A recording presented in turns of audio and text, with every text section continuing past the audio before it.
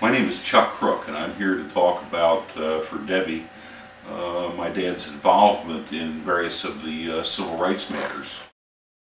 I'll give you a brief biography here. He was born in 1923 in Baltimore, Maryland, which, as he points out, is south of the Mason-Dixon line.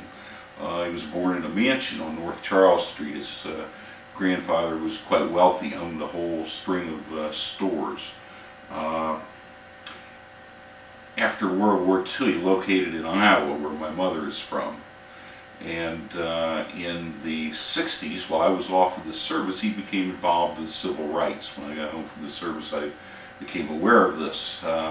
His first involvement, I believe, was with the American Indians. And our Indians here in Iowa are kind of unique. Iowa was settled after the Black Hawk Wars, and the Indians were bought off and driven off the land.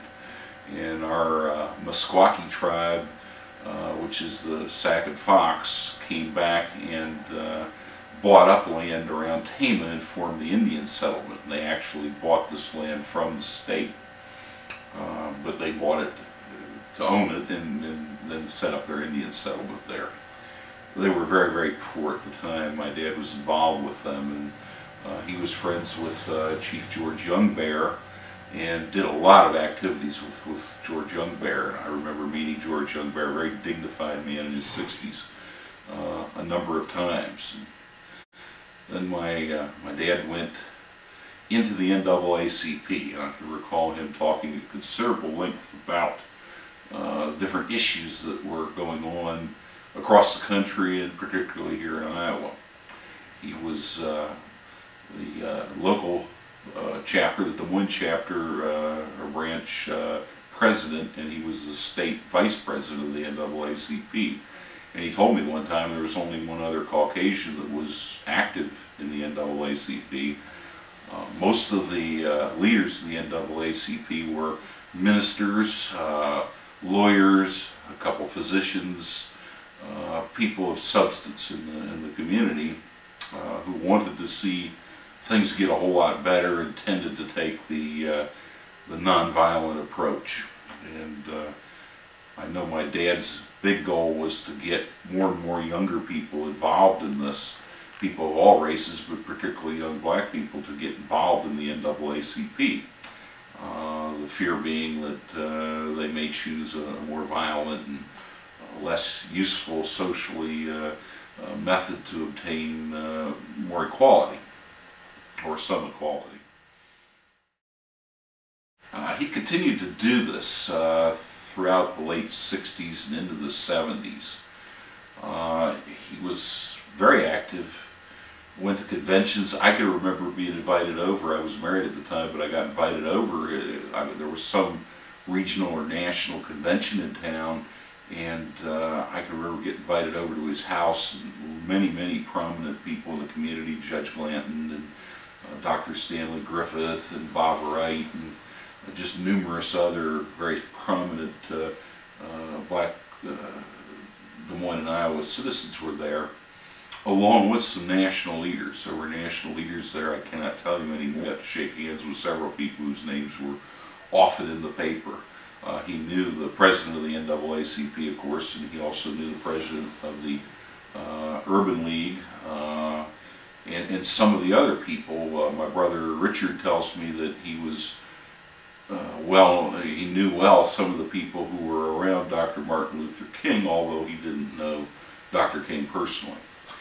I do know that he was very active and that he was very much appreciated, and had, as far as I know, and I think I would have, no problems whatsoever within the black community of people saying that, you know, he ought not to be doing this, that this was an inappropriate thing for a Caucasian man to be doing. Nothing like that whatsoever. I think nothing but, you know, some appreciation or at least acceptance of what he was doing and how he was doing it. I recall when he got involved with the Guadalupe Chapel, he was asked by the diocese in a particular visitation parish, of which this was a subunit, to go and assist them. They were having lots of problems there.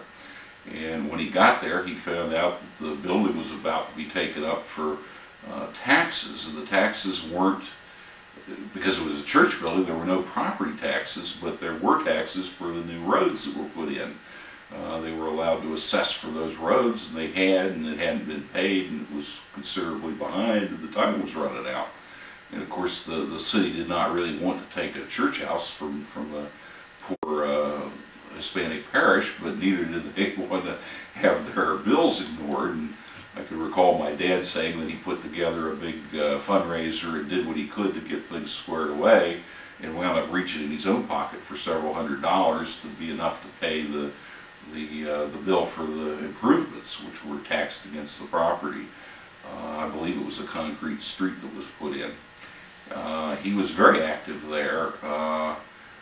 Part of the problem, and he didn't tell me this directly, but I learned this over a period of time, was that there were two factions, two families probably within that parish that, or sub-parish, that were very, they didn't like each other at all, and they would fight with one another.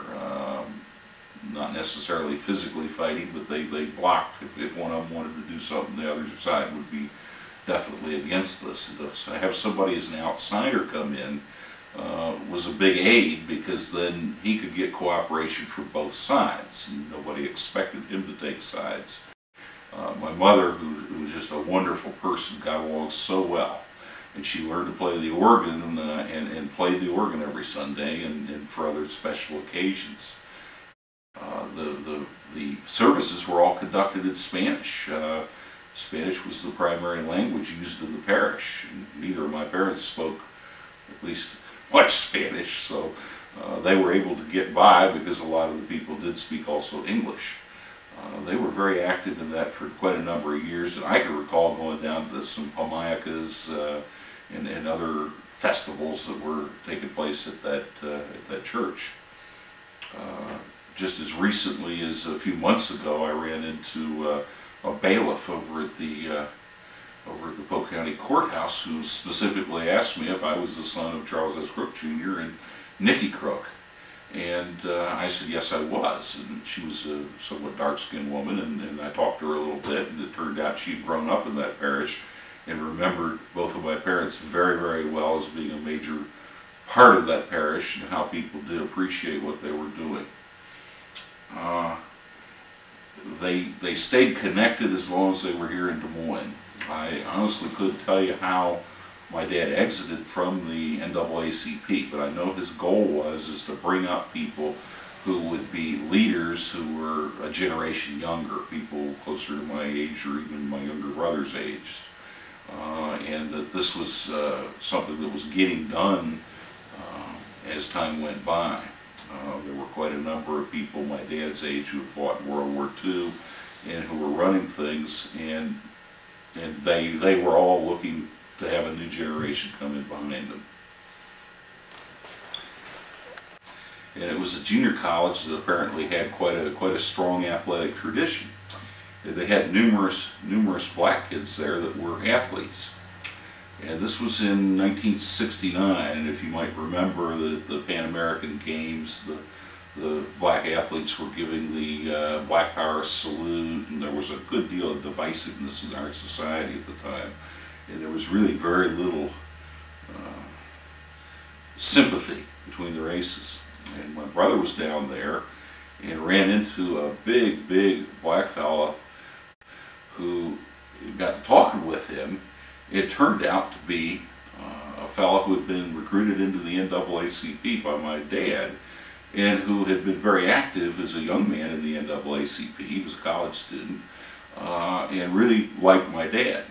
And he talked to my brother, determined my brother was my dad's son, and then he proceeded to look out for him and told all his friends that, you know, this is a good man and leave him alone and so forth. And this avoided a great deal of trouble for my brother, and my brother hadn't realized it, but he had been apparently enrolled in the NAACP by my dad. So the people there actually were aware of Dad and aware of the work he had done, and were willing to extend courtesies to my brother on account of that.